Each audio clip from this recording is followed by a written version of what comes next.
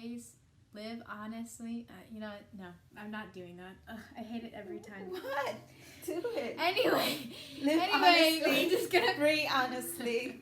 Honestly.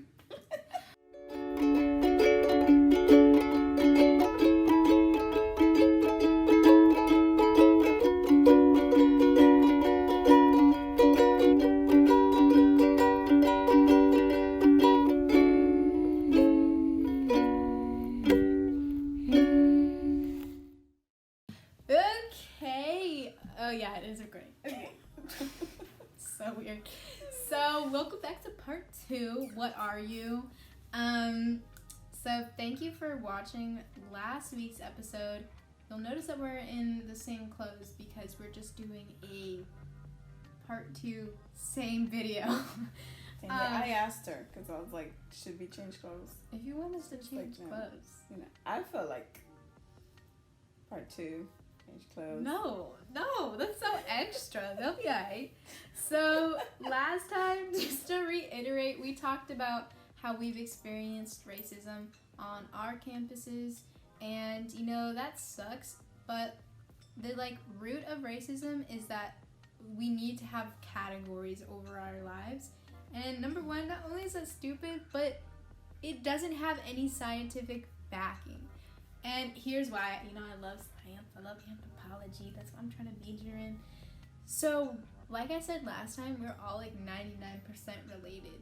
Your cousin is out there walking, basically. And you have more in common with a person right next to you than someone who's I don't know, 10 generations back. You know, you don't look the same. You don't have the same qualities. And so yeah, that's what I wanted to do, is just break down some racism is socially constructed. And I remember I think you were there actually. It was in elementary school, and I had this teacher. I had straightened my hair, and when I straightened my hair, you know, shrinkage is real. So my hair was pretty long, but when I was little, it was down to my butt. And I came into school, it was over the summer, to meet my teacher or something. And there was another teacher that I had helped last year with her students. I was in 5th grade, so I was pretty cool. And you should show pictures. No. And so follow my Instagram. Do not follow her. I will block all of you. So this lady, right, comes up to me. She grabs my hair, number one. And you know you don't touch people's hair. Don't do that. She grabbed it and she was like, is this weave? This is so nice. And I was like, this is my real hair. And I was 10 at the time? So I was just and it was because her notion was that if I am of darker complexion, if I am not white or yellow, I cannot be anything other than black. I cannot be a category. And it's just so stupid to me because why does it matter? Let's just grow up how we grow up, speak the language that we speak, and be done with it. But these categories are what separates us even more. And it's really just a problem that we have in the United States, I feel. But because it's such a deeply rooted problem, and it's really a European notion. I'm just say it right there and then. Because a lot of countries will, because they think that the whiter you are, the prettier you are. The lighter you are, the more privilege you get. And so even, I know in our country, my mom, where she's from, Dominican Republic, there's ladies who, not calling you out, mommy, you do you, boo.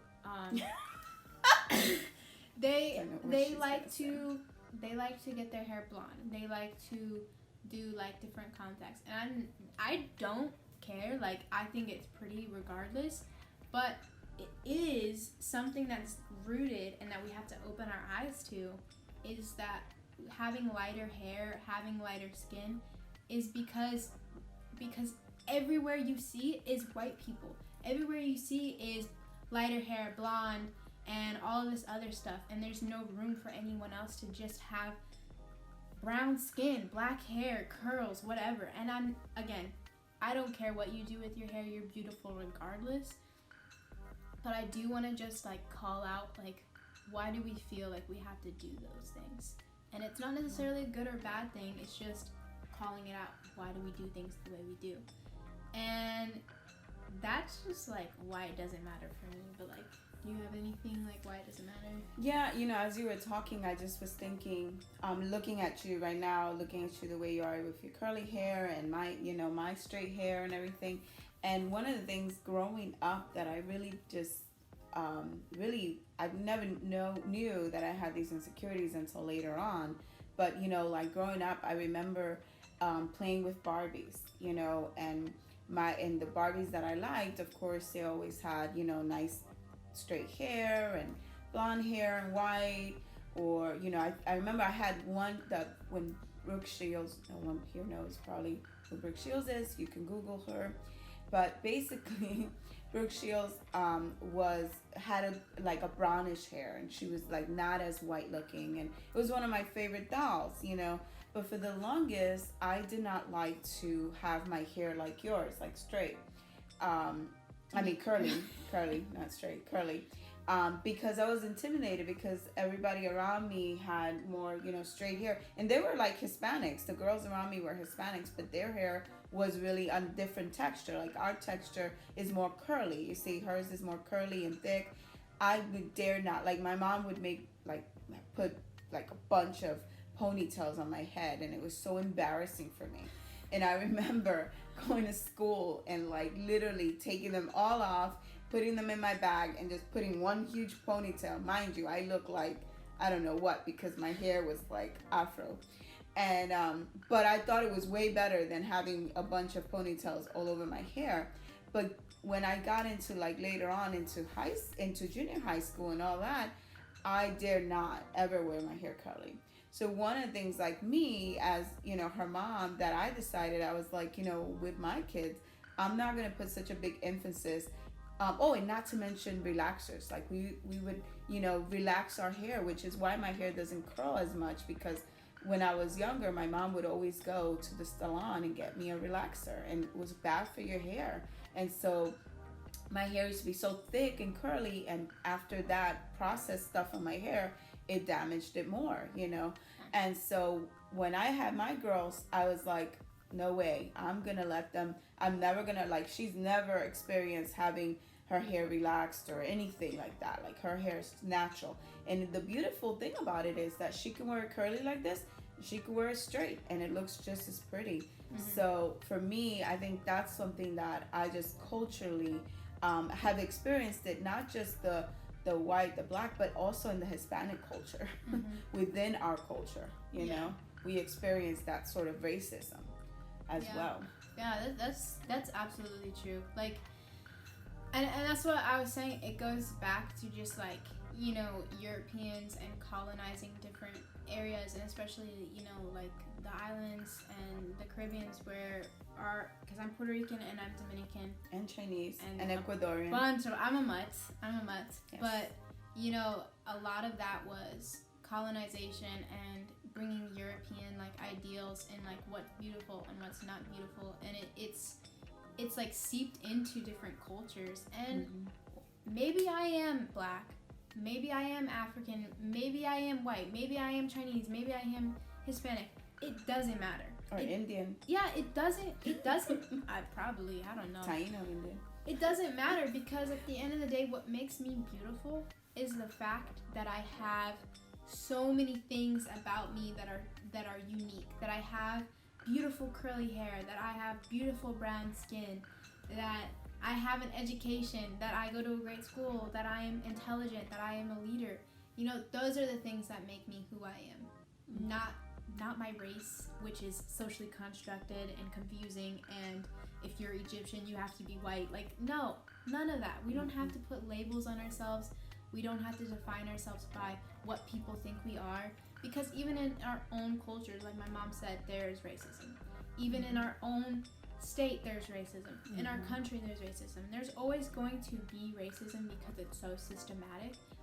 But what I'm asking you guys to do is break down those social constructions and realize that you are who you are, and you are made beautifully, and like just start listing like, who are you? Not in the context of your race, not in the context of your culture, but in the context of who you want to be. Who do you aspire to be?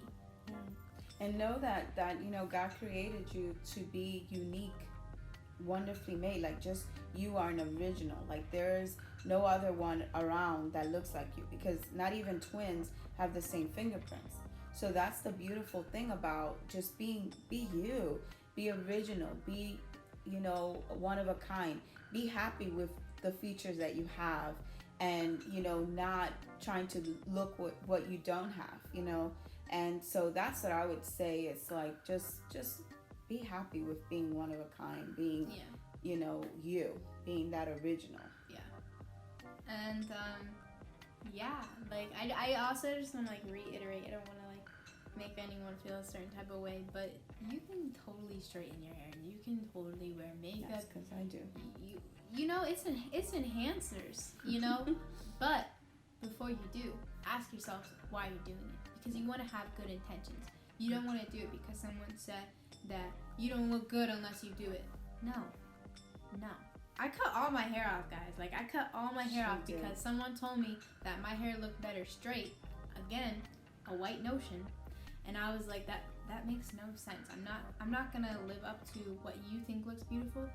If you want to do your makeup, you want to do your hair a certain way, do it because you like it, because you think it's beautiful, with no other pressures or societal norms but yourself. So thank you, Mommy, for coming on my show. Yay! I love her. Don't follow her.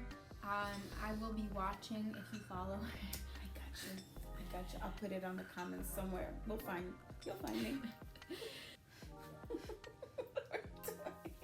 Okay, so I also just wanted to make sure I am going to leave a link in the comments or whatever, the description below, because I actually started uploading my videos to this podcast website. I sure did forget what it's called, but you can actually go on there and listen to it through earbuds, and it's also like on Spotify, because I know that like not everybody has the time to just like watch a video for like 10 to 15 minutes.